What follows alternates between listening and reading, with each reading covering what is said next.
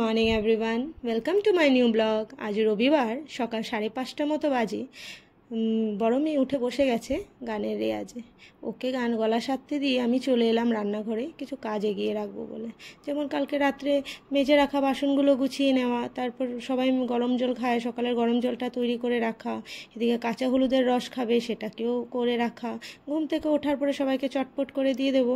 তারপর এদিকে আবার ছোটো মেয়ের নাচের যাওয়ার টাইম হয়ে যায়, এদিকে বড় মেয়েরও গানের ক্লাসের সময় হয়ে যায়, সব একসাথে চাপ হয়ে যাবে বলে আগের থেকে এগিয়ে রাখি।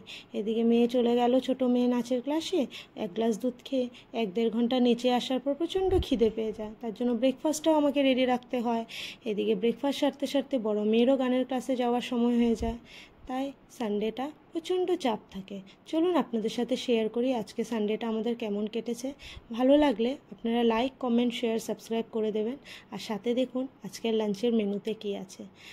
চলুন শুরু করি।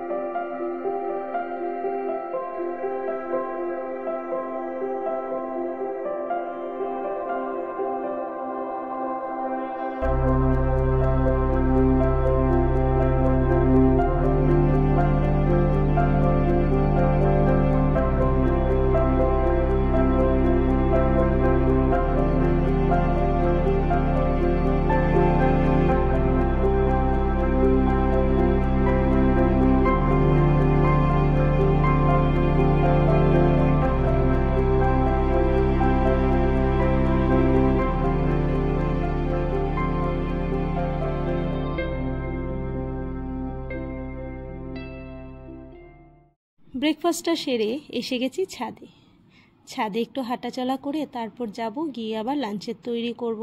বাড়িতে আরও প্রচুর কাজও আছে, পরিষ্কার করা। তাই এসেছি যখন ভাবছি আপনাদের একটু ঘুরিয়ে দেখিয়ে দিই কি ভালো লাগে ছাদের থেকে আমাদের ভিউটা। বাস ভিউটা হয়ে গেছে দেখা, এবার যাব বাকি বাড়ির কাজগুলো করব। সাথে থাকুন, দেখুন।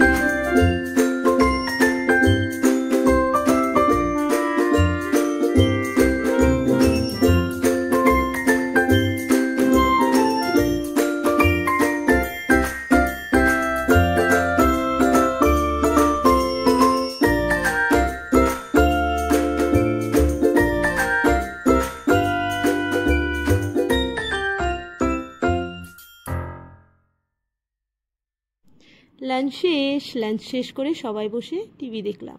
টিভি দেখতে দেখতে নিয়ে আসলাম আইসক্রিম। সবার পছন্দ আলাদা, সবার মতো আইসক্রিম নিয়ে আসলো। ওর পাপা চুপ করে সবার জন্য এনে রেখে দিয়েছে, বাচ্চাদের আগে বলেনি। বললে যে আর লাঞ্চ করতে চাইতো না, ভাত না খেয়ে আইসক্রিমের পেছনেই পড়ে থাকতো। ব্যাস সবাই মিলে আইসক্রিম খেয়ে একটু গল্প করলাম, তারপর সবার মতো সবাই আবার নিজের কাজে বসে যাবে।